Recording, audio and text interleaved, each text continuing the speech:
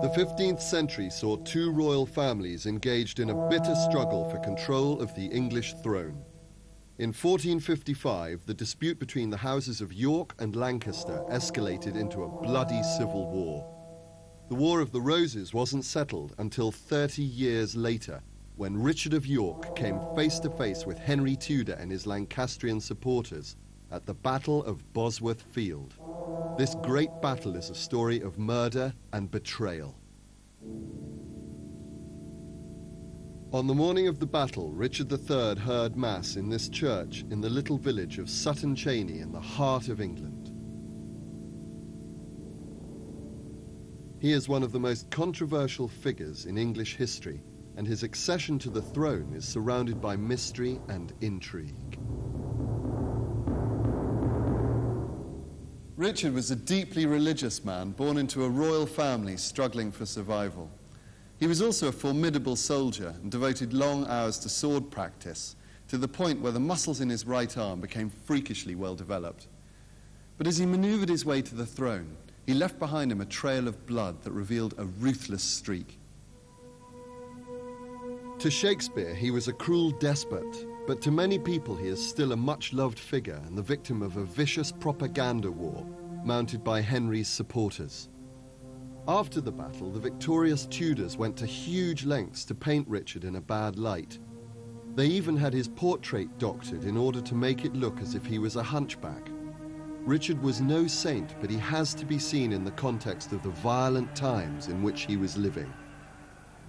In the medieval age, ownership of land was central to the feudal system that had started with William the Conqueror in 1066. The king sat at the top of feudal society and his authority was absolute. But in 1215 there was a revolt by the noble classes and Magna Carta forced the monarchy to accept limitations on its power. As the king gave away more land in return for promises of support, the influence of the nobility further increased. It reached a critical point where the king was under almost constant threat.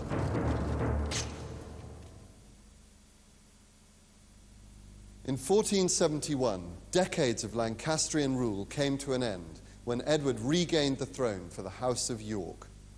Marrying a Lancastrian helped him to establish a period of relative calm, but in 1483 the king fell unexpectedly ill. Edward's son was too young to rule, and anticipating the turmoil that would follow after his death, Edward pleaded with his councillors to make peace with one another. The dying king's final act was to appoint his brother Richard as protector, giving him the authority to govern until the prince came of age. However, despite Edward's last wishes, a bitter power struggle for the throne began when he died only days later. Edward's premature death added to the tension that now gripped the royal court. Stories began to circulate that the king had been poisoned by his Lancastrian enemies. Constantly aware of the threat of assassination, Richard had his jackets lined with shards of steel.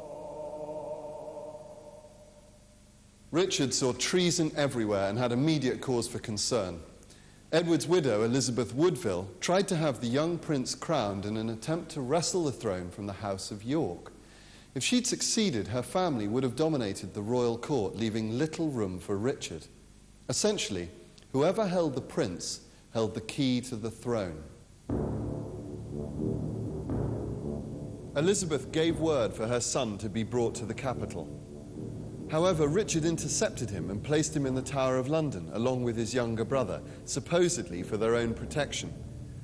Fearing for her own life, Elizabeth sought refuge in Westminster Abbey. Perhaps Richard was merely acting to protect his family's bloodline, or to end the power struggle that threatened to rip the country apart.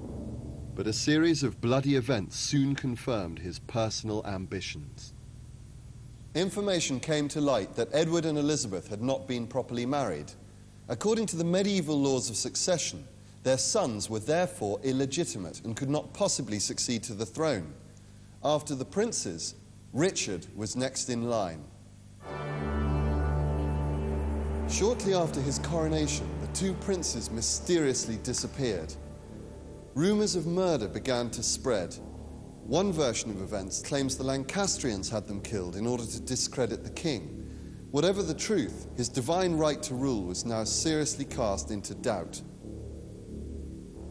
Richard's decision to place his northern friends in positions of power in the south added to the growing discontent, which eventually led to armed rebellion. A coalition of disenchanted nobles rose up against the king, but lacking a prominent figurehead, the rebellion was soon crushed and Richard had the leaders executed. This did little to squash the general feeling that royalty was beginning to lose its majesty, and by 1485 the mood in the country had turned against the king.